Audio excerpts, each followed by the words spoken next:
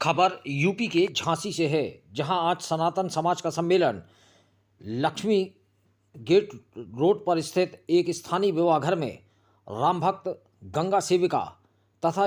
UDL Akhil Bharatiya social charitable trust की अध्यक्ष हरिप्रिया भार्गव के मुखातिथ्य तथा हिंदू जागरण मंच के जिलाध्यक्ष जयदीप खरे के विशिष्ट आतिथ्य में आयोजित किया गया। इस कार्यक्रम की अध्यक्षता विश्व हिंदू परिषद के प्रांत सह सेवा प्रमुख राजेंद्र सिंह कुशवाहा ने की। कार्यक्रम का संचालन उत्तर प्रदेश युवा उद्योग व्यापार मंडल के प्रदेश अध्यक्ष जितेंद्र सोनी जीतू ने किया। सनातन समाज के सम्मेलन को संबोधित करते हुए मुख्य अतिथि हरिप्रिया भार्गव ने अपने उद्बोधन में कहा कि भारत व इस दुनिया में निवासरत सनातनी समाज का वैभव पुनः वापस लाने में देश के प्रधानमंत्री हिंदू हृदय सम्राट नरेंद्र मोदी का संपूर्ण योगदान रहा है। प्रधानमंत्री नरेंद्र मोदी ने अपने 10 वर्षों के कार्यकाल में कई असंभव लगने वाले कार्यों को संभव करके दिखाया, जो उनके असाधारण व्यक्तित्व को दर्शाता है। प्रभु श्री रामलाल की अयोध्या में प्राण प्रतिष्ठा की, जिस पर आज प्रत्येक सनातनी को गर्व है। मोदी जी के जप तप और धर्म का परिणाम है कि आज संपूर्ण विश्व भारत और सनातन धर्म का सम्मान कर रहा है। उन्होंने कहा कि इतिहास में अभी तक कोई ऐसा प्रधानमंत्री नहीं हुआ है जिसने राष्ट्र धर्म और संस्कृति के लिए इतने कार्य किए हों। मुख्य अतिथि ने बताया कि श्री राम मंदिर बनने के उपलक्ष्य में 27 फरवरी को झांसी में आतिया तालाब पर शाम 6 बजे दिव्य भव्य वृहद गंगा आरती का आयोजन किया जाएगा। यह गंगा आरती हरिद्वार और बनारस की तर्ज पर बनारस के प्रकांड ब्राह्मणों द्वारा संपादित कराई जाएगी।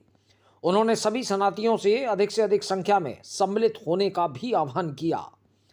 इससे पूर्व कलश यात्रा दोपहर 3 बजे से मुरली मनोहर मंदिर से शुरू होकर मानिक चौक कोतवाली होते हुए आतिया तालाब पर पहुंचेगी। इस अवसर पर प्रदीप त्रिपाठी, अनुज मुड़िया, अरविंद तिवारी, राकेश सोनी बबीना, पुरुकेश अमरिया, सुरेश साहू हसारी, मनोज रेजा, जयदीप सोनी, भारती मेहरोनी, प्रदीप गुप्ता रानीपुर, राजेंद्र शर्मा, अशोक अग्रवाल, राकेश निगम, बलवीर कुशवाहा, सुनीता राय, अनीता चौरसिया, मनीष गिरी, प्रभात सोनी, पुष्पेंद्र सिंह, नीरज रायकवार, शिवम सोनी, प्रवीण अग्रवाल, अशोक सरवरिया सहित सैकड़ों सनातनी मौजूद रहे। झांसी से दीप न्यूज के लिए दीपक चंदेल की रिपोर्ट। देखिए, ये आयोजन जो है वो हमारे सभी सनातनी बहन भाइयों के लिए मैंने किया है और कोशिश की है कि सभी लोग एक जगह इकट्ठा हों और रामलला की प्राण प्रतिष्ठा की, साथ में सभी हिंदू बहन भाई एक दूसरे को मिल सकें, अपने विचार एक दूसरे के साथ व्यक्त कर सकें, शेयर कर सकें। और हमारे माननीय प्रधानमंत्री जी जो इतना पग पग पे इतना कार्य कर रहे हैं सनातन के लिए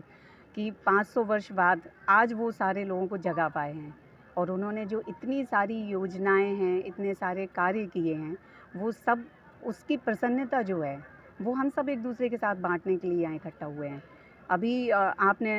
रामलला की प्राण प्रतिष्ठा के बाद देखा होगा कि काशी, मथुरा, ये सब के लिए भी अभी कार्य हो रहा है और ऐसी बहुत सारे हमारे मंदिर हैं, हमारी धार्मिक संपत्ति है, संस्कृति है जो विनाश के कगार पर थी, लेकिन माननीय प्रधानमंत्री जी के प्रोत्साहन से, उनके सहयोग से और उनकी विचारधारा से जिस तरह से उन्होंने एक टक होकर कार्य किया है, तो वो उस सब पे हम सभी को बहुत गर्व है और इसकी प्रसन्नता के लिए हम सब इकट्ठे हुए हैं और उनको धन्यवाद देने के लिए इकट्ठे हुए हैं। तो यही हमारा मकसद है कि हम सब लोग मिलें और अपने प्रधानमंत्री जी को धन्यवाद दें इस बात के लिए। श्रृंखला को आगे बढ़ाने के लिए कोई भावी कार्यक्रमों की चर्चा हुई है? बिल्कुल है, आगे के काफ़ी सारे कार्यक्रम हैं जो हमने तय किए हैं, जो धीरे धीरे हम करने वाले हैं और इसमें सभी का सहयोग बहुत ज़रूरी है। केवल विचारों से ही नहीं, सभी का सहयोग, उनकी उपस्थिति बहुत ज़रूरी है कि जिस तरह से कोई भी कार्य करने के लिए एक करे और सारे लोग इकट्ठे हों तो वो कार्य जल्दी संपन्न हो जाता है। तो वैसे ही हमारे जो उद्देश्य हैं धर्म को लेके, संस्कृति को लेके, जागरूकता को लेके, चाहे वो महिलाओं के लिए हो, बच्चों के लिए हो या पुरुषों के लिए हो, जो भी कार्य समाज की उन्नति के लिए है, धर्म की उन्नति के लिए है, वो सारे कार्य में हम अग्रसर होके बढ़ चढ़ के हिस्सा लें, एक दूसरे का साथ दें ताकि अपने समाज को और देश को उन्नति की ओर ले जाएं। इस तारीख को हमने एक कलश यात्रा का भी आयोजन किया है जिसमें हमारी सभी बहनें आमंत्रित हैं और सभी भाई भी उसमें हिस्सा ले सकते हैं और मेरी तो सभी से अनुरोध है, हाथ जोड़ के विनती है कि आप लोग उसमें आएँ, शामिल हों, उसमें अपना सहयोग प्रदान करें।